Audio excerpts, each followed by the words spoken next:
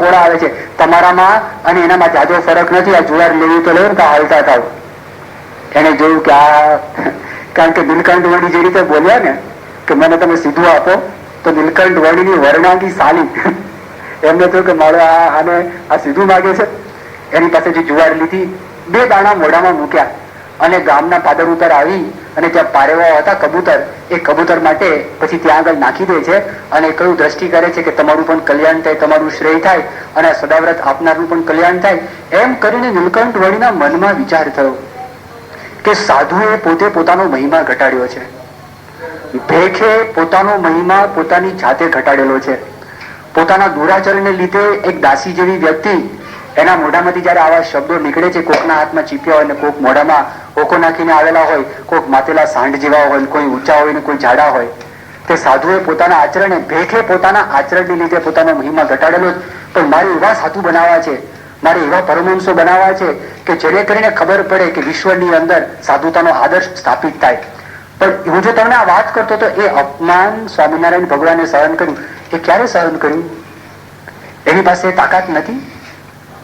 સ્થૂળ દ્રષ્ટિએ વિચાર કરીએ ને, 7 વર્ષ વિચરણ કરીને આવેલા હતા. 7 વર્ષ દરમિયાન કોઈ દિવસ સ્વામિનારાયણ ભગવાને ખાવાનો વિચાર કર્યો નથી. 1 વર્ષમાં અષ્ટાંગ યોગ સિદ્ધ કરીને આવી ગયા હતા અને સામર્થ્ય હતી, પોતે દ્રષ્ટિ કરે એમાંથી ખાવાનું ઉત્પન્ન થાય. અને ત્યાં જ બનેલો પ્રસંગ, ખંભાતની પાસે ત્યાં આગળ ગયા, પાણી નહોતું કુવાની અંદર, દુષ્કાળ હતો, પોતાનું કમંડળું હતું નાનું, એ ખાલી ઉપર રાખ્યું, કુવાનું પાણી ઉપર આવી ગયું. એ જો સંતો એનું વર્ણન કરેલું છે, એવી સામર્થ્ય એમની પાસે હતી. શા માટે સદાવ્રત માગે અને શા માટે પેલી બાઈનું સહન કરે? પણ એમણે સહન કર્યું કારણ કે મન સ્થિર હતું, મન શાંત હતું. ફરતા ફરતા જુનાગઢ જાય છે, જુનાગઢ પર્વત ઉપર ચડે છે, દત્તાત્રેયની ટૂંક સુધી સ્વામિનારાયણ ભગવાન ત્યાં આગળ પહોંચી જાય છે અને પહોંચીને પછી નીચે આવે છે તો ત્યાં આગળ ગોધાવાવ છે અને ગોધાવાવ પાસે ધર્મદાસની જગ્યા છે. એ ધર્મદાસની જગ્યામાં ફરી વખત સ્વામિનારાયણ ભગવાન ત્યાં આગળ ભંડારો ચાલતો હોય છે અને ભંડારાની અંદર જમવા માટે સ્વામિનારાયણ ભગવાન ત્યાં આગળ બેઠા. અને જેવા બેઠા ને બાજુમાં એક બાવા જતા, ખડે હો જાય હશે, સારું ભાઈ, ઉભા થઈને બીજે ઠેકાણે ગયા, હવે લડકા યહાં આયા, ખડે હો જાઓ. ત્રીજે ઠેકાણે ત્યાં બેઠા તો ત્રીજા વેરાગીને એલા ભાઈ નાનો બાળક છે, જમવા દે ને, ના ખડે હો જાઓ યહાં સે, અરે ચાલ ચાલ. તો ત્યાંથી નીકળ્યા તો 17 વખત ઉભા કર્યા અને 17 વખત ઉભા કર્યા અને 18મી વખત શાંતિથી પ્રેમથી જમી લીધું. કશું નહીં, મનમાં વિચાર નહીં, કોઈ તકરાર નહીં, કોઈ માથાકૂટ નહીં. બીજાને કીધું હોય તો એ જમવાની પંગત ઉપરથી ઉભા કર્યા, તકલીફ પડે. જો આ અપમાન એમણે તે વખતે સામર્થ્ય સહિત સહન કર્યું. કદાચ આપણા મનમાં એવો પ્રશ્ન થાય કે તે વખતે તો નીલકંઠ વર્ણી એકલા હતા, નીલકંઠ વર્ણી નાના હતા, 18 વર્ષથી ઉંમરના હતા, પણ 2 વર્ષમાં એ સ્વામિનારાયણ ભગવાન એમણે ધર્મધુરા સંભાળી અને સ્વામિનારાયણ ભગવાન આખા સંપ્રદાયના હેડ ત્યાં મોટા મોટા સંતો સ્વામિનારાયણ ભગવાન નીચે આવ્યા, સમાધિ પ્રકરણ શરૂ કર્યું, લોકોને અષ્ટાંગ યોગ વગર સમાધિ બતાવવા લાગ્યો. શું તાકાત! નદી ઉપર ચાલી ગયા. શીલ ગામની અંદર ત્યાં આગળ 18 મણનું ચીબડા હતા, તો ચીબડા માથા ઉપર એમને લઈ લીધા અને માથા પર અડવા ના દે, એક વખત ઉપર ચાલે ગાંસડીઓ. આ બધી સામર્થ્ય સ્વામિનારાયણ ભગવાને બતાવી અને બતાવી એની આ તાકાત, એમની આ સામર્થ્ય. અને જયારે સંપ્રદાય ફૂલ્યો ફાલ્યો હતો અને તે વખતે આનંદ સ્વામિનારાયણ ભગવાન જતા પહેલા ચરોતરમાં ફરતા ફરતા સામરકા ગામ આવે છે અને સામરકા ગામની અંદર આનંદના હરિભક્તો સ્વામિનારાયણ ભગવાનને વિનંતી કરવા માટે આવે, મહારાજ અમારા ગામમાં પધારો. મહારાજ કે તમારા ગામના લોકોને અમારા માટે ભાવ કેવો છે? મહારાજ લોકોનું શું કામ છે, લોકોને જેવો ભાવ હોય તો અમારા ભાવ તો છે ને, તમારા માટે તો આવો. હવે મહારાજ કઈ કહેતા હતા, જોતા હતા ભવિષ્યમાં કઈ ગડબડ થવાની છે, આ લોકોને ખબર નથી. શ્રીજી મહારાજ પાસે અઠાગ્રહ કર્યો. સ્વામિનારાયણ ભગવાન કે સારું, અમે આવીશું, તમે તૈયારી કરો. હરિભક્તો ખુશ થઈ ગયા. પણ અહીં બધા ભેગા હતા ને સામરકા ગામમાં. સ્વામિનારાયણ ભગવાન કે જો સાંભળજો દરબારો, હું તમને એક વાત કરું છું, આગળ આનંદ ગામ આવે છે અને કદાચ કઈક ધાંધલ થાય તો આપણે ઝઘડો કરવાનો નથી, શસ્ત્ર ઉગામવાના નથી, આપણે ક્ષમાધારણ કરવાની છે. એ બધા ખાસ ધ્યાન રાખજો. અત્યારથી પહેલાથી હું તમને ચેતવું છું. આ બધી વાત કરી અને ત્યાં આગળ તળાવમાં સ્નાન કર્યું. સ્નાન કરીને મોજી બ્રહ્મચારી હતા ને, એમને પેંડા હતા. સ્વામિનારાયણ ભગવાન કહ્યું પેંડા જમો. સ્વામિનારાયણ ભગવાન કે કેમ? આગળ તો રાંધેલું ખાવાનું એમને પડ્યું રહેશે, મળવાનું નથી. તો શ્રીજી મહારાજ મુક્તાનંદ સ્વામીને કે આ મોજી બ્રહ્મચારી અંતર્યામી લાગે છે અને મૂળજી બ્રહ્મચારીને ખબર છે ભવિષ્યમાં શું થવાનું છે, એને ખ્યાલ લાગે છે. આ વાત પોતે કરે છે અને બધાને તૈયારી કરાવી અને આણંદમાં ખબર પડી સ્વામિનારાયણ ભગવાન પધારવાના છે. અને દ્વેષી લોકો, એક ત્યાં મંદિર હતું અને મંદિરની અંદર બે વ્યક્તિઓ હતા અને બે વ્યક્તિઓ, એક હરિશંકર કરીને હતા, એક પંડ્યા હતા બીજા. અને લોકોએ મનમાં નક્કી કર્યું, જો સ્વામિનારાયણ ભગવાન અહીંયા આગળ આવશે અને પોતાના ધર્મનો પ્રચાર કરશે તો આપણા મંદિરની અંદર જે માણસો આવે છે એ માણસોની સંખ્યા ઘટી જશે.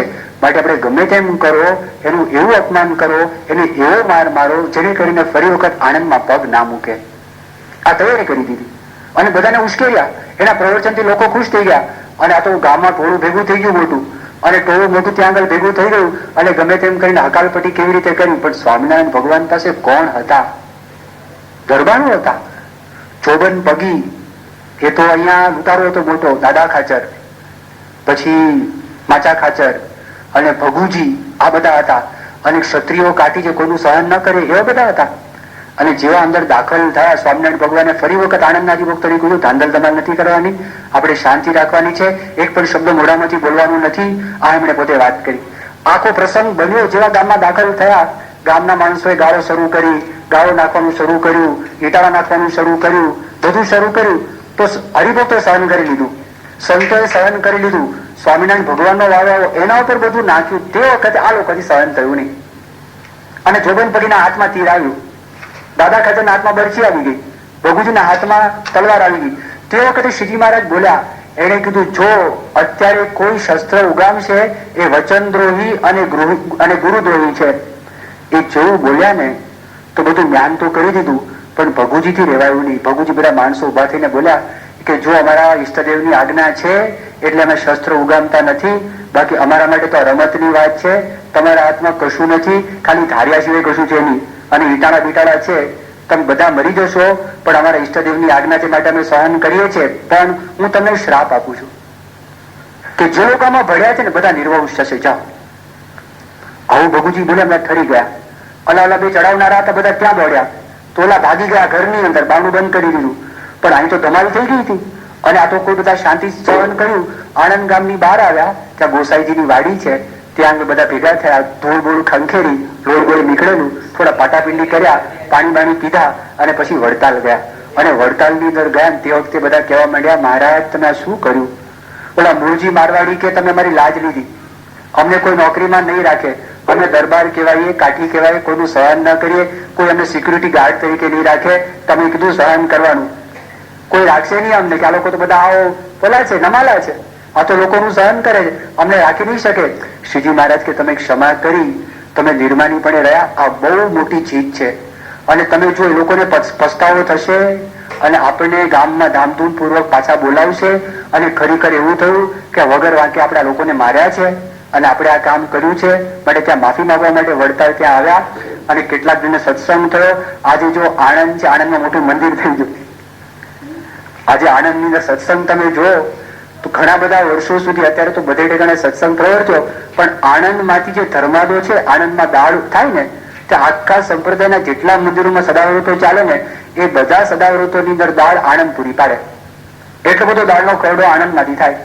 પણ એ સ્વામિનારાયણ ભગવાને સહન કર્યું તો જો એમને પોતાના જીવનની અંદર સંપૂર્ણ કંટ્રોલ હતો, તો જો સ્વામિનારાયણ ભગવાનને બધા સાથે ફાવતું, નાનો હોય એની સાથે ફાવે અને મોટો હોય એની સાથે પણ ફાવે.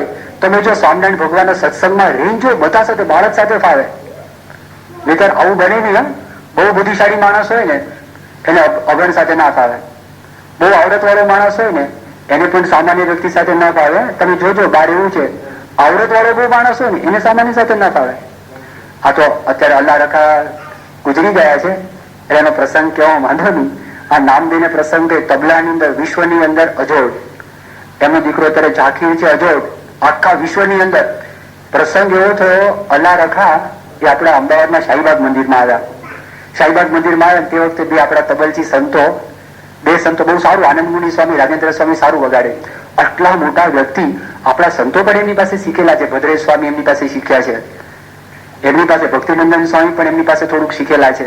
અને આ લોકોને ખ્યાલ, આ તો બહુ મોટો જાયન્ટ કહેવાય, વિશ્વમાં એક જ વ્યક્તિ. પછી છોકરો પણ આગળ વધ્યો, પુત્ર એના કરતા પણ સારો થયો. પણ શાહીબાગ મંદિરમાં આવ્યા અને ત્યાં આગળ આવ્યા પછી આપણી સંગીત રૂમ હતી, સંગીત રૂમમાં બેઠા, અમે પણ ત્યાં આગળ હતા. આ લોકોએ બિચારાએ નિર્દોષપણે એક વિનંતી કરી કે થોડાક તબલા વગાડો. એને કીધું रविशंकर कहाँ है? रविशंकर साथ में होना चाहिए ना, कोई रेला बजाने वाला चाहिए. रेलो वगाड़े ને, રેલો ઉપર તો ઓલા પર વગાડે, આજુ પર વગાડે, પણ વ્યવસ્થિત રેલો વગાડનારો જોઈએ, સુરમાં જોઈએ, એમને હોય તો ના ચાલે. પછી આ લોકોને બિચારે નાના હતા એટલે સંતો આગ્રહ કર્યો કે આપ કુછ બજાઈએ, કુછ બજાઈએ. અરે પગલાજી જી કા વાત કરતે હો કે પાગલજી શું વાત કરો છો? તો સંતો તો હિન્દી આવડતું, ખબર ના પડી શું બોલ્યા, પણ અમે હતા કે પાગલજી જી ક્યાં વાત કરતો. પછી મેં કહ્યું કે હવે આ શાંત રહો, આની ઈચ્છા બહુ લાગતી નથી. પછી મેં કહ્યું તમે વગાડો બસ. એટલે આનંદ મુનિ સ્વામી, રાજેન્દ્ર સ્વામી, પછી મેં પૂછ્યું કે આ લોકો વગાડે? હા બજાઈએ. પછી હવે એને તો કોઈ રેલો બેલો હતો નહીં અને કોઈ સાથે હતો નહીં, તો વગાડવા માંડ્યા. એને કીધું એ તો બેરાઈ બોલ હે, કિસને આપકો સિખાયા? હવે એના અમુક ઘરાણા હોય ને, એ ઘરાણા પ્રમાણે જ હતું. એ તો મેં કોકને શીખવાડ્યા હોય, એની પાસે ગયો, એની પાસે આવ્યા. મારો કહેવાનો ભાવ એ હોય, અતિશય આવડત વાળો માણસ હોય, જે સામાન્ય વ્યક્તિ હોય એને ફાવે નહીં ને ગમે નહીં. અતિ બુદ્ધિશાળી માણસ હોય ને એને પણ સામાન્ય ગમે નહીં. આપણને નવાઈ લાગે, ઓલા બેડા મૂંગા હોય ને એમાં એવું છે. અમારા અમદાવાદ મંદિરમાં ચતુર કરીને છે, આખું પ્રેસમાં પોતે ધ્યાન રાખે છે. મૂળ મોજીદડ ગામનો આ છોકરો નાનો હતો ત્યારથી મંદિરમાં હતો, અને અમે ત્યાં આગળ આ અક્ષરધામ જયારે બંધાતું હતું એના કામમાં 83-84 ની અંદર ઇન્દોર ગયેલા, અને ભારતીય સંસ્કૃતિની કેટલીક માહિતી અમારે મેળવી હતી. અમે ઇન્દોર ગયા અને જે સંસ્થાની અંદર અમે ત્યાં આગળ દાખલ થયા તો ત્યાં આગળ પણ એક માણસ આવ્યો હતો. એ કાને સંભળાવીને મોઢેથી બોલીને, આપણે ભૂષણ છે ને કમ્પ્યુટરમાં કામ કરે છે ને, એ એના જેવો હતો. એ ચતુર, અને આ બેની મુલાકાત કરાવી, કારણ કે લોકોની સ્પેશિયલ ભાષા તરત ખબર પડે, બોલે, ખુશ થઈ જાય, રાજી થઈ જાય. અને વાત કરી, ખબર પડી કે આ બોલતો નથી, સાંભળતો નથી. એને કીધું અમારી સાથે આવ્યો છે, બેને મુલાકાત કરાવી દીધી. 10 મિનિટથી પાછો આવતો રહ્યો ઓલો. અને આમ હું વાત નહીં કરું, ઓલો હતો ને બીજો ત્યાંનો, આમ પકડાઈ કરવા લાગ્યો, વાત નહીં કરું. એટલે આપણે તો શું થયું ઓચિંતું આને વાત નહીં કરું. પછી થોડી તપાસ કરી કે આ કેમ વાત કરવાની ના પાડે છે. તો વાતચીતમાં પૂછ્યું હશે ચતુર ને, તું કેટલું ભણ્યો છું? ચતુરે કે તું 4 ચોપડી. અને ઓલો કે બીએસસી. ઓલો બેરો હતો ને એ બીએસસી થયેલો હતો. હવે આની સાથે હું વાત ના કરું તો વાત જ ના કરે. પછી શ્રીજી સ્વામી છે ને, શ્રીજી સ્વામી એ થોડાક આની સાથે એમને સંકળાયેલા હતા. તો શ્રીજી સ્વામી ઈશારાથી સમજાવ્યું કે ભલે આ 4 ચોપડી બનેલો, આખી પ્રેસ છે અને મુકાદમ છે, સંભાળે છે. પછી કઈક આમ જોવા લાગ્યું, પછી વાત કરવા લાગ્યો. ત્યાં સુધી તો it is below my status, મારી સાથે વાત ન થાય, આની સાથે બોલાય નહીં, કશું કરાય નહીં. જો માણસ આવી રીતે વર્તે, તમે જોજો, હકીકત છે, આ બને છે. અને શ્રીજી મહારાજ જો પંડિત હતા, મહારાજ વિદ્વાન હતા, કળામાં નિપુણ હતા. અને શ્રીજી મહારાજના ભક્ત સમુદાયની અંદર કેવા મૂળજી બ્રહ્મચારી એક કોરે, અને એક કોરે બ્રહ્માનંદ સ્વામી, એક કોરે વીરો ભગત, એક કોરે બાળક. તમને કશું સમજાય જ નહીં કે આ કઈ પ્રકારની વ્યક્તિ છે. એ પ્રકારના બધા હતા, સાવ ઓર્ડિનરી માણસ. ઓલા મૂળજી બ્રહ્મચારી હતા, કશું જાણે નહીં, કશું મૂળજી બ્રહ્મચારીને આવડે નહીં. મૂળજી બ્રહ્મચારીનો કોઈ પ્રસંગ છે, કેવો પ્રસંગ બન્યો કે મૂળજી બ્રહ્મચારીને એક વખત આ બધા બહેનો બહુ કલબલ કરતા હશે, બહેનો વાતો કરતા હતા. અને તે વખતે શ્રીજી મહારાજે કીધું આ બધી રામકીઓ છે, રામકીઓ કેમ રામકથા સાંભળવા માટે આવે, એટલે રામકીઓ, એ રામકીઓને કોઈ ગ્રામકથા ના કરે, ગ્રામકથા એટલે જગતની વાતો ના કરે. દોડ્યા એકદમ, દોડીને કઈક બોલ્યા, બોલીને પાછા આવતા રહ્યા. બહેનો બધા શાંત થઈ ગયા, એકદમ શાંત થઈ ગયા. શ્રીજી મહારાજે પૂછ્યું કે તમે આ લોકોને શું કહ્યું? મહારાજ મેં એવું કીધું, હે મૂંઢકીઓ, હે મૂંઢકીઓ, રામકથા બંધ કરો. એટલે મહારાજ કે રામકથા બંધ કરવાની ના નથી પાડી, ગ્રામકથા બંધ કરવાની ના પાડી. રામકથા તો કરવાની છે, ગ્રામકથા બંધ કરવાની વાત કરી. આવું એટલે કશું એટલા સામાન્ય માણસ. શ્રીજી મહારાજના અંગત સેવક, મહારાજે પોતાની સેવામાં મૂળજી બ્રહ્મચારીને રાખ્યા. અને આ બાજુ બ્રહ્માનંદ સ્વામી તમે જો, કેટલા ચતુર, કેટલા બુદ્ધિશાળી બ્રહ્માનંદ સ્વામી, કેટલા મેધાવી, કેટલી બધી આવડત બ્રહ્માનંદ સ્વામીને વરેલી હતી. એ બ્રહ્માનંદ સ્વામી સાધુ થયા પહેલા જુનાગઢ નવાબને મળવા માટે ગયેલા.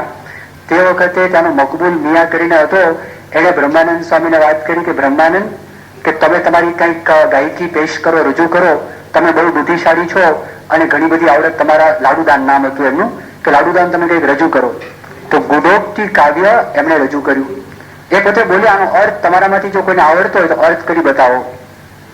जगी है जोग की धुनी, बरसत बूंद से बुनी, बिना लकड़े सुना बुझे, नयन से ज्योत ना सूझे, निकट से ताप न लागे, सन्यासी दूर से दागे, पियाला प्रेम का पिया उन्होंने माई न लिया।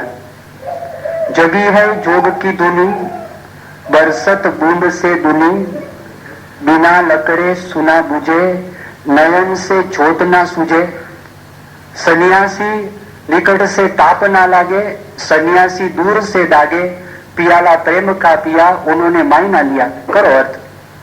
મારા બધા વિચાર કરવાનો શું અર્થ છે? કેવી અગ્નિ છે આ? કયા પ્રકારની અગ્નિ? જગી હે જોગ કી ધુની અને બરસત બૂંદ સે ધુની, વરસાદ પડે તો ડબલ પ્રગટે છે. લાકડા વગરની આગ છે. આ કઈ જાતની? આંખે કરીને દેખાતી નથી, નજીકમાં જઈએ તાપ લાગતો નથી, અને સન્યાસીઓને દૂરથી તાપ લાગે છે. આ કઈ અગ્નિ? તે મારા બધા વિચારમાં પડી ગયા. આ તો કઈ નવી પ્રકારની અગ્નિ લાગે છે. કાંઈ આવડ્યું નહીં આખા દિવસ સુધી. પછી આ લાડુડાને કીધું, ભાઈ સાહેબ, નવાબ તમારા ઘરની વાત છે, તમારે કેટલી રાણીઓ છે, કેટલી માનીતી ને કેટલી અણમાનીતી? એને કીધું માનીતી જ છે, આ બાજુમાં બેઠી છે, અને અણમાનીતી ક્યાં છે? બધી ઝરૂકામાં ઉપર બેઠી છે. જો લાડુદાન કરીને શું થાય છે? દૂધ છે દૂધની જેમ રડે, વીરાનો અગ્નિ પ્રજ્વલિત થાય, અને બિના લકરે સુના પૂજે, લાકડાની જરૂર પડતી નથી, એમને એમ ચાલે છે. નિકટ से ताप ना लागे, नजीक बैठा तो ताप लागतो નથી, અને સન્યાસી દૂર से લાગે. સાધુ હોય તો દૂરથી જાય, એને તો નજીકમાં આવવાનું હોય નહીં, આ દૂર છે. પિયાલા પ્રેમ કા પિયા ઉन्होंने માઈ ન લિયા, આવા હતા. અને પછી સાધુ થયા. સાધુ થઈને ત્યાં આગળ બ્રહ્માનંદ સ્વામી હતા, અને તે વખતનો પ્રસંગ એવો બને છે, કેટલાક દ્વેષીઓ હતા, એને વાત કરી, ઓલા નવાબને કાન ભંભેરણી કરે છે, અને નવાબને આવીને વાત કરે છે કે આ લોકો સ્વામિનારાયણ વાળા એને પોતાનું મંદિર બંધાવે છે, એ મંદિરનું પ્લિન્થ સુધી કામ આવી ગયેલું છે, એ પ્લિન્થની અંદર મંત્રેલો રેટિયો અંદર નાખેલો છે, કે જેને કરીને અહીંયા વરસાદ પડતો નથી. 3 વર્ષથી વરસાદ પડતો નથી, કારણ કે મંત્રેલો નાખ્યો છે, અંદર રેન્ટ અંદર નાખ્યો છે. આ વાત કરી. એટલે પછી નવાબને મનમાં થયું કે આ કેમ આમ વાત કરે છે, આ શા માટે અંદર નાખતા હશે, આવું કેમ કરતા હશે? એને કીધું કે જો વરસાદ ન પડે તો મજૂરો સસ્તા મળે, અને મજૂરો સસ્તા મળે, આ લોકોનું મંદિરનું કામ વહેલું પતી જાય. આવી વાત કરી. નવાબનું ફરમાન આવ્યું, બ્રહ્માનંદજી પધારો.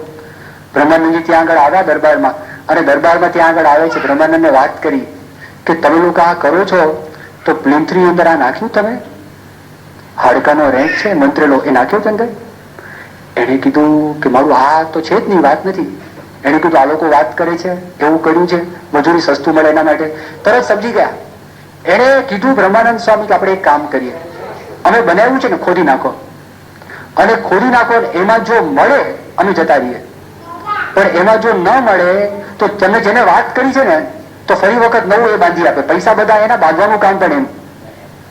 આ વાત બ્રહ્માનંદે બુદ્ધિમાંથી કરી. બધાને તો માળું આ લેવા દેવા વગરના આપણે ક્યાં ફસાયા આમાં? આ તો ખોટી જ વાત છે, અને આપણે તો ગમે તેમ કરીને કામ બંધ કરવું છે. અને તાત્કાલિક આ તો તીવ્ર બુદ્ધિશાળી અને હાજર જવાબી એકદમ મેધાવી પુરુષ. અને થયું, નવાબને વાત સાચી લાગી. નવાબ કે બોલો, હવે તમે કહેતા હતા તૈયારી કરો છો, તમારી તૈયારી છે? કે ભાઈ સાહેબ ના, આ તો આણે કીધેલું, આ તો આણે કીધેલું, આ તો આણે કીધેલું, એમ કરીને બધા છૂટા પડી ગયા. શ્રીજી મહારાજને ગરડામાં ખબર પડી. મહારાજે કીધું, બ્રહ્માનંદ ચિંતા નહીં કરતા, 3 દિવસમાં વરસાદ પડશે અને પુષ્કળ પાણી આવશે, સાથે પથરા પણ ઘણા બધા તણાશે, જે મંદિરમાં પણ કામ લાગશે, માટે તમે ચિંતા નહીં કરતા, જાઓ તમે ત્યાં આગળ જઈને વાત કરો. આ હતા વડતાલનું આખું મંદિર, તમે અત્યારે પણ જોવા માટે જાઓ, એ વડતાલનું મંદિર, એના નિર્માતા બ્રહ્માનંદ. જુનાગઢનું તમે મંદિર જાઓ તો જુનાગઢનું મંદિર સ્વામિનારાયણ ભગવાનના વખતમાં બન્યું છે. એક યાદ રાખજો કે જયારે મધ્યયુગમાં બધા મંદિરો થઈ ગયા ને, પછી 200-300 વર્ષ સુધી કોઈ મંદિરો હતા નહીં ગુજરાતની અંદર. સોમનાથનું મંદિર થઈ ગયું, કે દ્વારકાનું મંદિર થઈ ગયું, પછી કોઈ મોટા મંદિરો થયા નથી. એ સ્વામિનારાયણ ભગવાને ફરી વખત જાગૃત કર્યા, બ્રહ્માનંદ સ્વામીને મૂકેલા જુનાગઢની અંદર મંદિર બનાવવા માટે. આવા બ્રહ્માનંદ સ્વામી હતા, એ સામાન્ય નતા, નિષ્કામી હતા. હવે આવા બ્રહ્માનંદ સ્વામી ત્યાં બેઠા હોય, અને તમે કલ્પના કરો, શ્રીજી મહારાજ ઓલા વીરા ભગત ને પૂછે, વીરા ભગત ત્યાં હતા ને, એ વીરા ભગત ને વાત કરી કે વીરા ભગત તો કે હા મહારાજ, કે આ બ્રહ્માનંદ સ્વામી છે ને, એ બ્રહ્માનંદ સ્વામી કેવા કવિ, જેની દુલાકાર પ્રશંસા કરે. રવિન્દ્રનાથ ટાગોર જેની પ્રશંસા કરે, કનૈયાલાલ મુનશી જેની પ્રશંસા કરે. હવે શ્રીજી મહારાજ ઓલા વીરા ભગત ને પ્રમાણ માટે પૂછે, અલા વીરા ભગત કે આ અમારા કેવા બ્રહ્માનંદ? મહારાજ આ બ્રહ્માનંદ તો કવો મોટો થઈ ગયો છે, કવો થઈ ગયો છે. પેલા જે બધા કવિઓ થઈ ગયા તો એ કવિઓમાંથી કેટલું ગ્રહણ કર્યું, બીજામાંથી 2 લીટી લીધી, ત્રીજામાંથી 2 લીટી લીધી અને જોડી દીધું અને નામ લખ્યું બ્રહ્માનંદ મોટો કવો થઈ ગયો છે. લાડુદાન વિચાર કરે 10 વર્ષ સુધી મેં એનું અધ્યયન કર્યું અને આ વીરો ભગત અમારો આવું બોલે છે.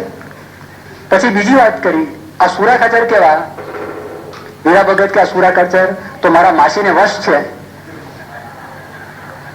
મારા માસી એટલે સુરાખાચરના પત્ની શાંતિબા, આ હેન્ડપેક્ડ હસબન્ડ છે. કહેવાનો ભાવ આ પોતાના બૈરાને વશ છે. ત્યારે સુરાખાચાર્ય કીધું, મહારાજ આ વીરો બોલતો નથી, તમે મારીને બોલો છો. આ એ બોલતા નથી. મારે તમને ખાલી ચિતાર આ આપો તો કે શ્રીજી મહારાજ પાસે બધાને અનુકૂળ હતું, બધી પ્રકારના જ્ઞાતિના માણસો એકી સાથે. જો પરદેશના માણસ ત્યાં આગળ આવેલા, બિશપ હેબર એ ખ્રિસ્તી ધર્મનો પ્રચાર કરવા માટે આવેલા, રેજિનાલ્ડ બિશપ હેબર કલકત્તાની અંદર મુખ્ય પોતે હતા. એ ફરતા ફરતા ગુજરાતની અંદર આવ્યા. ગુજરાતમાં આવ્યા અને તે વખતે વડોદરાની અંદર વિલિયમસન કરીને પોલિટિકલ એજન્ટ હતા અને એ પોલિટિકલ એજન્ટે સ્વામિનારાયણ ભગવાનના મહિમાની વાત કરી કે સ્વામિનારાયણ ભગવાને કોઈક અદ્ભુત કામ કરેલું છે, જબરજસ્ત મોટું કામ કરેલું છે સ્વામિનારાયણ ભગવાને, અને એને મળવું જ જોઈએ. અને ફરતા ફરતા બરોડાથી વાસદ આવ્યા અને વાસદ આવ્યા તે વખતે એમના પત્ની બિશપ હેબરના એના પોતાના હસ્તાક્ષરની અંદર લખેલું છે અને અત્યારે ગવર્મેન્ટ ગેઝેટિયરની અંદર એનું લખાણ પણ છે, એનું પુસ્તક પણ છે. અને બિશપ હેબરને મળવા માટે સ્વામિનારાયણ ભગવાને 6 વ્યક્તિઓ મોકલેલા. કોણ હતા?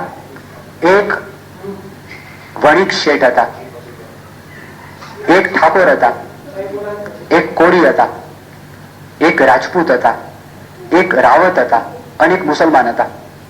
6 અલગ. અને જેવા ત્યાં આગળ ઉભા રહ્યા અને જોયું અને તે વખતે બિશપ હેબરે કીધું કે આ મુસલમાન છે? તો કીધું હા. અને તમે અલગ અલગ જ્ઞાતિના છો? અલગ અલગ જ્ઞાતિના માણસો ઝઘડતા છો તો બધા ભેગા છો? હા, કે અમે સ્વામિનારાયણ ભગવાનના બધા શિષ્યો છે અને સ્વામિનારાયણ ભગવાન અમને આત્માની દ્રષ્ટિથી જોવાનું કહ્યું છે. અમે એક જ ભગવાનના બધા પુત્રો છે, અમે ભાઈચારાથી રહીએ છીએ. આવો સ્વામિનારાયણ ભગવાને અમને વાત કરેલી છે. સ્વામિનારાયણ ભગવાનને બધા સાથે ફાવતું, બધી જ્ઞાતિઓ સાથે ફાવતું. પોતે બ્રાહ્મણ હતા તો પણ એ જમાનો એવો હતો, તમને નવાઈ લાગે. અમે નાના હતા ને તો અમે નજર સામે જોયેલું છે. વેકેશનની અંદર ગુજરાતમાં આવીએ અને ગોંડલમાં સાધુ થયા પહેલાની વાત કરું છું, કે ગોંડલ મંદિરના ચોકાની અંદર પણ અમે જોયું છે કે ચોકામાં બ્રાહ્મણનો ચોકો, પછી ક્ષત્રિયનો ચોકો, પછી વૈશ્યનો ચોકો, પછી શૂદ્રનો ચોકો, સોનીનો ચોકો, અલગ અલગ ચોકાઓ. એ તો હજી સુધી જોયેલું. તો તે વખતે 200 વર્ષ પહેલા કેવી પરિસ્થિતિ હતી. અને તે વખતે સ્વામિનારાયણ ભગવાને બધાનો સ્વીકાર કરેલો, બધા સાથે ફાવતું. કારણ કે ઇન્દ્રિયો ઉપર જીત હતી ને મન ઉપર જીત હતી. પબ્લિક રિલેશનની અંદર નંબર 1 હતા, ઇન્ટરપર્સનલ રિલેશનશીપમાં નંબર 1 હતા. એને કોઈ પ્રશ્ન હતો જ નહીં. અને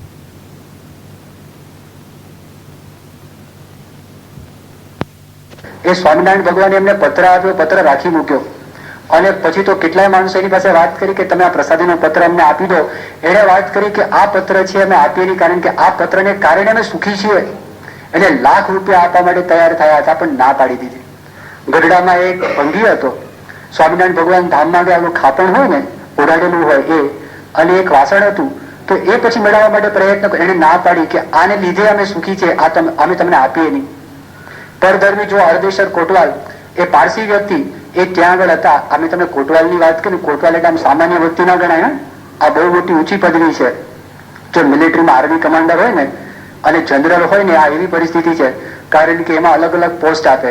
એ તમે શરૂઆતમાં દાખલ તો અમીનનું પોસ્ટ આવે, પેલું અમીનનું, પછી પ્રિન્સિપાલનું પોસ્ટ આવે, પછી સાદર અમીનનું પોસ્ટ આવે, પછી ન્યાયાધીશનું પોસ્ટ આવે, પછી ખાસ કમિશનરનું પોસ્ટ આવે, અને પછી એને છેલ્લું પોસ્ટ આવે કોટવાલનું. સૌથી ઉપર એ કોટવાલ કહેવાય. એનું છે ને અર્ધશતની પુસ્તક છે. એ પારસી માણસ, ત્યાં આગળ એક મુસલમાન નવાબ હતા, એ નવાબના પણ માનીતા હતા. અને અંગ્રેજ સરકારના અમલદાર હતા, અમલદારના પણ માનીતા હતા. અને સ્વામિનારાયણ ભગવાનને પોતે સ્વામિનારાયણ ભગવાન ધામમાં ગયા. એ 5 વર્ષ પહેલા ત્યાં આગળ બોલાવે છે. 1981ની સાલમાં સ્વામિનારાયણ ભગવાન સુરતમાં જાય છે. અને સુરતમાં જાય છે. એમણે પોતે વ્યવસ્થા કરી રુસ્તમબાગમાં સ્વામિનારાયણ ભગવાનને ઉતારો કરાવડાવ્યો. ત્યાંથી ગામમાં બહુ જ મોટું મેના છે, રથ છે, ગાડાઓ છે, સિપાહીઓ છે, આ બધા સ્વામિનારાયણ ભગવાન માટે એ અર્ધેશ્વર કોટવાલ ત્યાં આગળ મોકલે છે. અને અર્ધેશ્વર કોટવાલે ત્યાં આગળ મોકલા અને વાડી છે કરસનની વાડી સુરતની અંદર, ત્યાં પણ ઉતારો કર્યો. સ્વામિનારાયણ ભગવાનને મળવા માટે આવ્યા. પોતાના ઘરની અંદર સ્વામિનારાયણ ભગવાનને તેડાવ્યા અને બગી પોતે ચલાવતા હતા.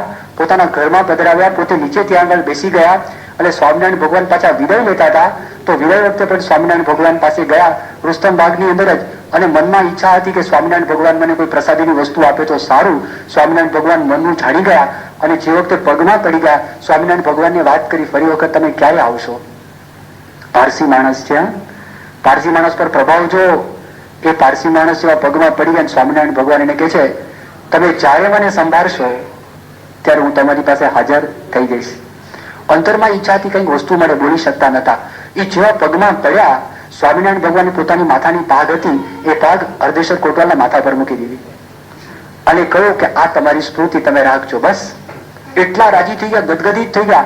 એને કીધું કે મારું ઘર તીર્થ થશે. આજે પણ તમે સુરતમાં જાઓ તો વર્ષમાં એક દિવસ બધા પારસીઓ આ ઉત્સવ ત્યાં આગળ કરે છે અને પાઘ છે, પાઘનું દર્શન કરવા માટે પણ ત્યાં આગળ આવે છે. તમે એક વિચાર કરો, સ્વામિનારાયણ ભગવાન કોઈ ધર્મ પરિવર્તન કરવા માટે ગયા નથી. સ્વામિનારાયણ ભગવાને ક્યારે પણ વાત કરી નથી. પોતાની જે તાકાત હતી, ચારિત્રની તાકાત હતી અને આધ્યાત્મિક તાકાત હતી, એને આધારે જ લોકોના અંતર આવો પ્રભાવ પડેલો. પ્રમુખ સ્વામી જયારે 80ની સાલમાં લંડન ગયેલા તો તે વખતે આખા એંગ્લિકન ચર્ચ એના જે વડા હતા એ વડાએ સ્વામીને પ્રશ્ન પૂછ્યો કે તમે ધર્મ પરિવર્તન કરો છો? પ્રમુખ સ્વામી ના પાડી. પ્રમુખ સ્વામી કે અમે ધર્મ પરિવર્તનમાં માનતા નથી, અમે જીવન પરિવર્તનમાં માનીએ છીએ અને જીવન પરિવર્તન કરીએ છીએ. અમે એવો ઉપદેશ આપીએ, તમે મુસલમાન હો તો સારા થાવ, ક્રિશ્ચન હો તો સારા થાવ, હિન્દુ હો તો સારા હિન્દુ થાવ. આ વાત કરી છે અને કીધું કે તમે પરાણે ધર્મ પરિવર્તન કરો એનો કોઈ અર્થ નથી. આ તે વખતે સ્વામી બહુ સ્પષ્ટપણે રોબર્ટ રન્સી એને આ વાત સ્વામી કરેલી હતી. તો તમે જુઓ, આખા પ્રસંગો તમે જુઓ, એ પારસી ત્યાં આગળ આવ્યા, અર્ધેશ્વર કોટવાલને આપી, પછી બીજી એક વાત કહી કે તમને કોઈ દુઃખ નહીં આવે, તમને કોઈ તકલીફ નહીં પડે, તમે સંભાળજો તો તમારી બધી તકલીફ દૂર પડી જશે. શ્રીજી મહારાજ ધામમાં વયા ગયા 5 વર્ષમાં. પછી 15 વર્ષ પછીની વાત છે, 1844ની સાલની વાત છે. ત્યાં પ્રસંગ, એક એવો પ્રસંગ બની ગયો, તે એક ભાઈ હતા ગોવિંદભાઈ કરીને, એ ધામમાં ગયા. એ ધામમાં ગયા, પોતાની દીકરી હતી પ્રેમકુંવર કરીને, તો પોતાનું વસિયતનામું હતું ને એના નામ ઉપર લખીને ગયા. વિધવા બાઈ હતી, એ વિધવા બાઈએ કેસ કર્યો અને બાઈના એના ભાઈ હતા ને એ બે ભેગા થયા. એને કીધું કે ભાઈ મારે શું કરવાનું, આ છોકરીના નામ ઉપર જાય, છોકરી તો સાસરે વહી ગઈ છે, તો સાસરિયા પક્ષવાળા સમૃદ્ધ છે, એની પાસે તો બધી મિલકત છે, મારી પાસે કશું છે નહીં. એ કોર્ટમાં કેસ ચાલ્યો. એ કોર્ટમાં કેસ ચાલ્યો. આખું વર્ણન છે ને અર્ધેશ્વર કોટવાલના પુસ્તકની અંદર, ખાન બહાદુર અર્ધેશ્વર એ પુસ્તકનું નામ છે, એમાં વર્ણન કરે છે. અને આખો કેસ ચાલ્યો. કેસની અંદર એવી જાહેરાત થઈ, ત્યાં એક જજ હતા લ્યુઅર્ડ કરીને, એ જજ ત્યાં આગળ આવેલા અને જજે એવું જજમેન્ટ આપ્યું, એને જજમેન્ટ આપ્યું કે આને લાંચ લીધેલી છે અર્ધેશ્વર કોટવાલે, માટે પોતાના હોદ્દામાંથી એને બરતરફ કરવામાં આવ્યા. એટલે હાઈકોર્ટમાં અપીલ થઈ અને તે વખતે આગળ કેસ ચાલ્યો અને મુંબઈ જે બેરિસ્ટર આવ્યો મિસ્ટર હાર્વર્ડ કરીને, અને હાર્વર્ડ કેસ લડવા લાગ્યા. અને તે વખતે જજ હતા એક હર્ટન કરીને, અને જજે બધું જોયું અને આગલે દિવસે સ્વામિનારાયણ ભગવાન સ્વપ્નમાં દર્શન દીધા. દર્શન દઈને કપાળમાં ચાંદલો કર્યો અને ચાંદલો કરીને વાત કરી કે અર્ધેશ્વર કોટવાલ તમે નિર્દોષ છો અને કાલે તમને આમ ધામધૂમ તમે જીતશો અને તમારો હોદ્દો તમને ધામધૂમ પૂર્વક પાછો મળશે, બધા સાથે તમને પાછો મળશે. આવું સ્વામિનારાયણ ભગવાન એને વાત કરે છે. અને બીજે દિવસે લોર્ડ હર્ટન હતા, એને ચુકાદો આપ્યો કે અર્ધેશ્વર કોટવાલ એ સંપૂર્ણ નિર્દોષ માણસ છે અને જીતી ગયા અને એને માનભેર એ હોદ્દો છે, એ હોદ્દો પાછો મળે છે. સર જ્હોન માલ્કમ, એ ક્રિસ્તી માણસ, 1830ની સાલમાં જે વખતે ભગવાન સ્વામિનારાયણ ધામમાં જવાના હતા, 1828 કે 29ની સાલ છે, અને ત્યાં આગળ રાજકોટની અંદર પોતે મળે છે. 1830ની સાલ, 1830માં સ્વામિનારાયણ ભગવાન ધામમાં જાય છે. બહુ બીમાર હોય છે, છેલ્લી માંદગી ગરડાની અંદર, એ ગરડામાં માંદા હોય છે. અને ત્યાં આગળ પછી જ્હોન માલ્કમ રાજકોટ આવ્યા હોય છે, પત્ર લખે છે કે તમે ગમે તેમ કરીને અહીંયા આગળ આવો, મારે તમને મળવું છે. તમારા માટે મેં બહુ વાત સાંભળી છે કે તમે આખા ગુજરાતની કાયા પલટ કરી નાખી, હિંસક માણસોને તમે શાંત કરી નાખ્યા છે. લોકો નિર્વ્યસની થઈ ગયા છે. લોકોએ તમાકુ છોડી દીધું છે. લોકોએ દારૂ છોડી દીધું છે. લોકોએ માંસાહાર છોડી દીધો છે. લોકો સ્ત્રીને બહુ માનભેર જોવે છે. અને તમે જે આત્મઘાત લોકો કરતી સતી પ્રથા તમે બંધ કરાવી છે, બાળકીને દૂધ પીતી પ્રથા તમે બંધ કરાવી છે, એવું મેં સાંભળ્યું છે, માટે મારે તમને મળવું છે. પણ તે વખતે માતાબીન નામનો કાસદ હતો, એ ત્યાં આગળ જાય છે. શ્રીજી મહારાજ માંદા હોય, છેલ્લી ધામમાં જવાના હતા અને કાગળ વંચાય છે. જોયું, સર જ્હોન માલ્કમ મુંબઈના હાકેમ કહેવાય, એને બહુ ભાવ છે.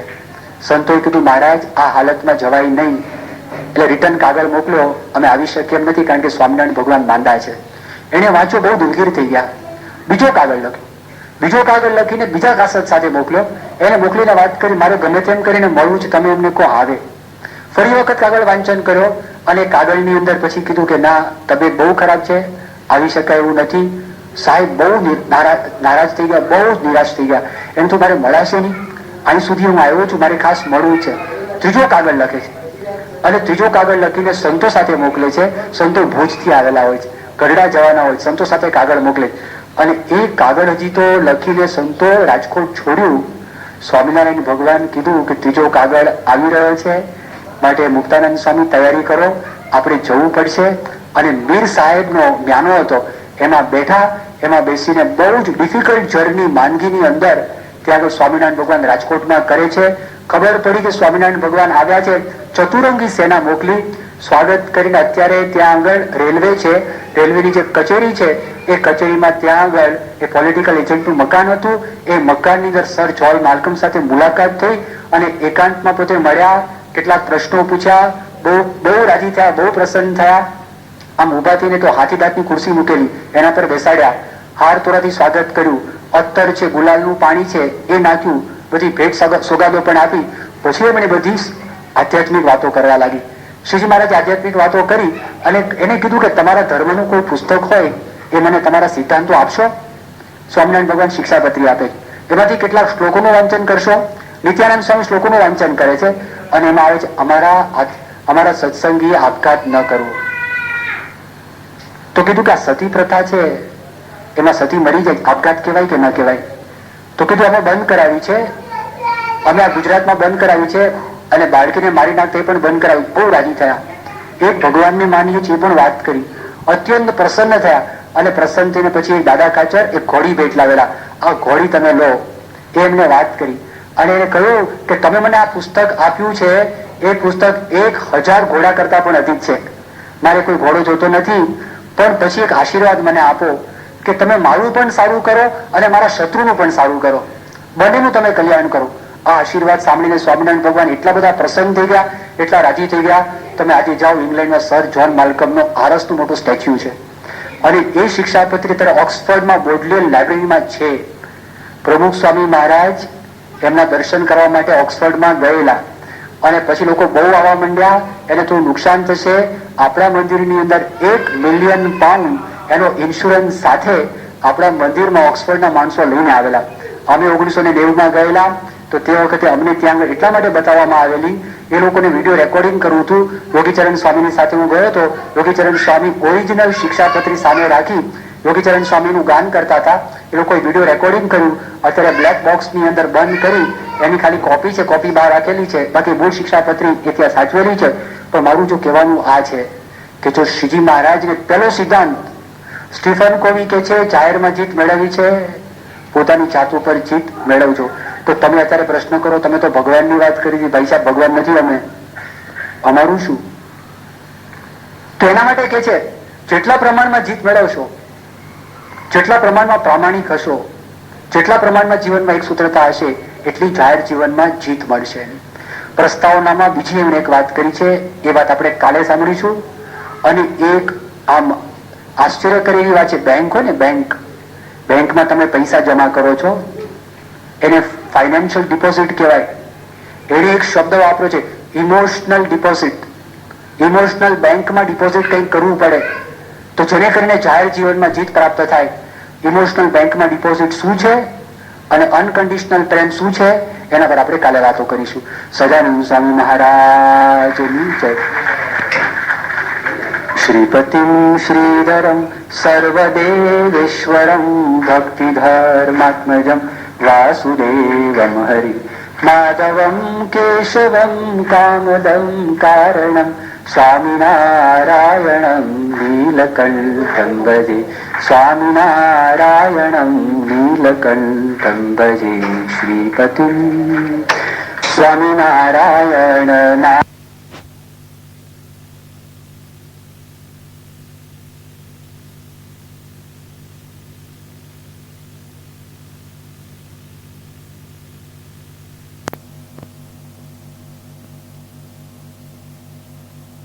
उत्तमं च परमं धामाक्षरं ज्ञानदम् वन्दे प्रागतिभक्तमेवमनघं ब्रह्मस्वरूपं मुदा वन्दे यज्ञपुरुषदासचरणं श्रीयोगिराजं तथा वन्दे श्रीप्रमुखं गुणालयगुरुमोक्षाय भक्त्या सदा गुणातीतोऽक्षरं ब्रह्म भगवान् पुरुषोत्तमः जनो जानन्निदं सत्यम् उच्यते भवबन्धनात्। सजानंद स्वामी महाराजनी जय, अक्षर पुरुषोत्तम महाराजनी जय, भगत जी महाराजनी जय, शास्त्री जी महाराजनी जय, योगी जी महाराजनी जय, प्रमुख स्वामी महाराजनी जय।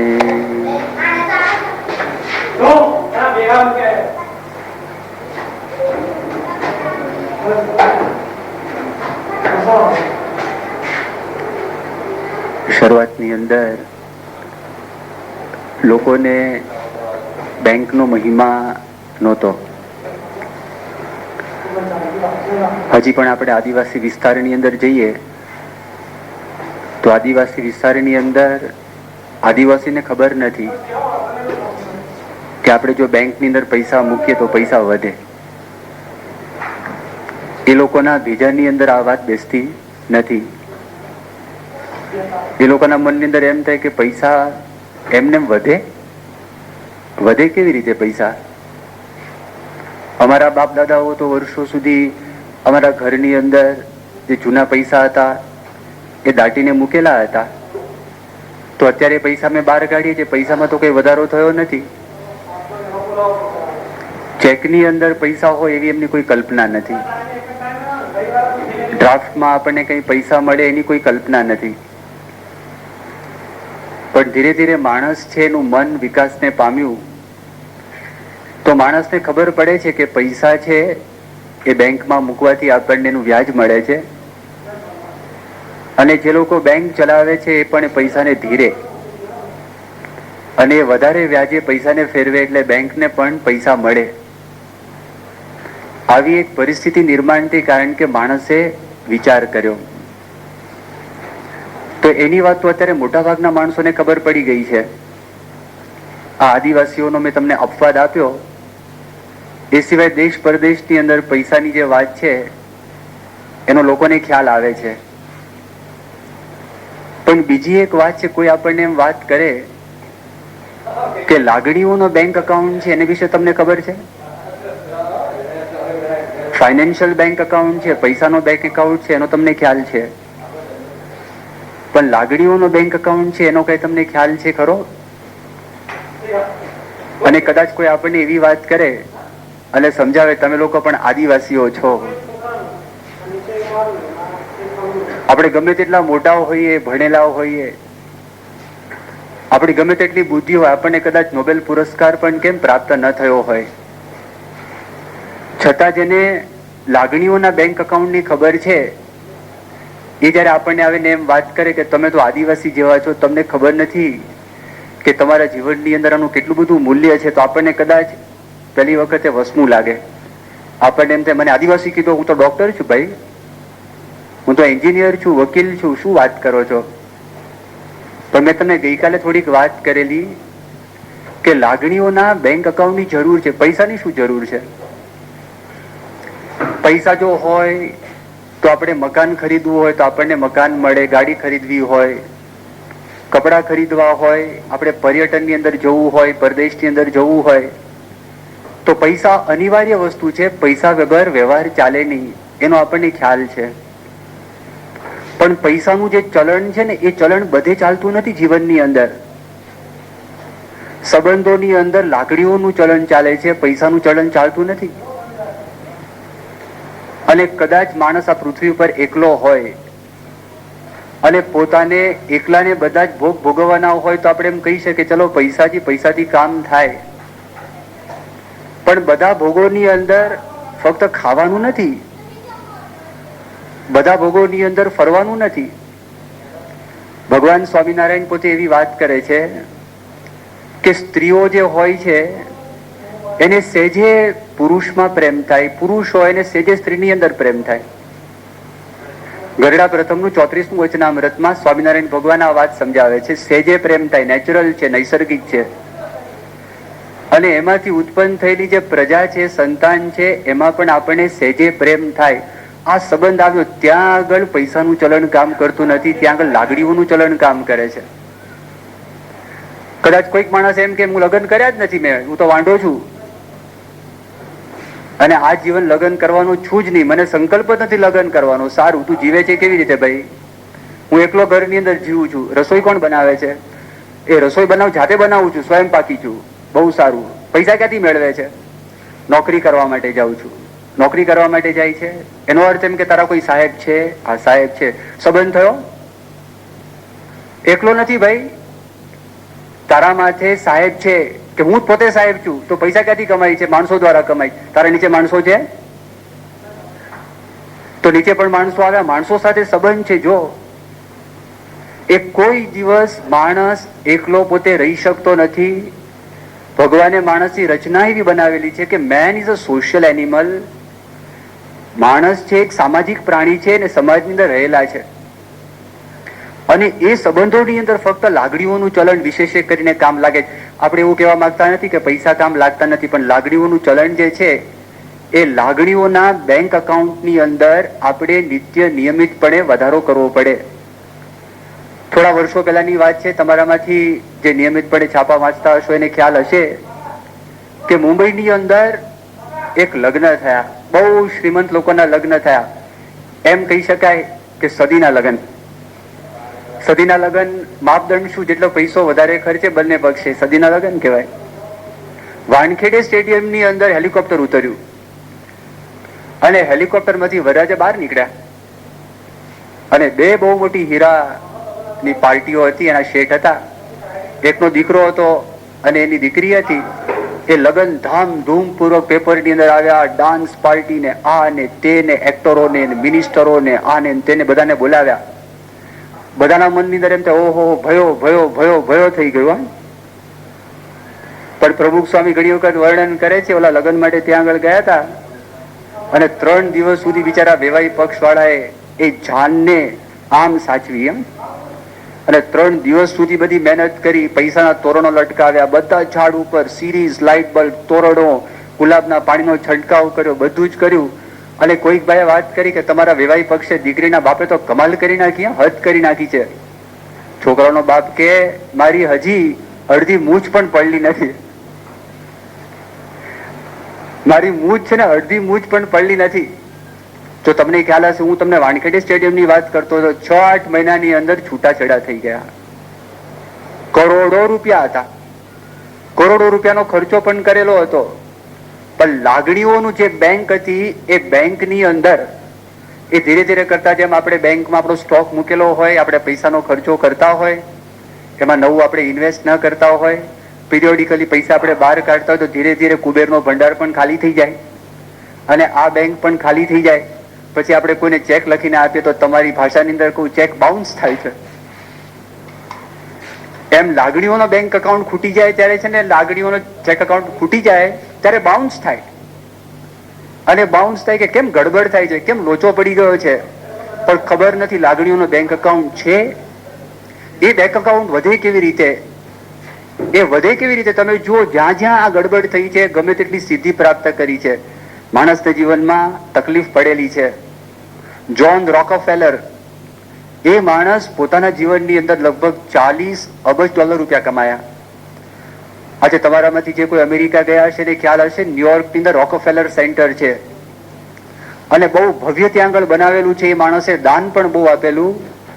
પોતાના જીવનની અંદર દારૂ પીતા નતા, નાચગાન કરતા નતા, પોતાના જીવનની અંદર કોઈ પણ પ્રકારનું વ્યસન નહોતું, પણ લાગણીઓના બેંક અકાઉન્ટની અંદર કંઈક ગડબડ હતી તો એના માટે એવું કહેવામાં આવે છે કે he was the one of the most hated man of America. કારણ કે જે રીતે પૈસાની કમાણી કરેલી, એ પૈસાની કમાણી પ્રામાણિકપણે કરેલી નથી. એ પૈસાની જે એમણે કમાણી કરી હતી એમાં શોષણખોરી વધારે હતી. લાગણીઓ ઘટી ગઈ, માણસ પાસે પૈસા મેળવ્યા, દાન પણ કર્યું, પણ લોકોના મનની અંદર આ વાત બેસતી નથી, એના હૃદયની અંદર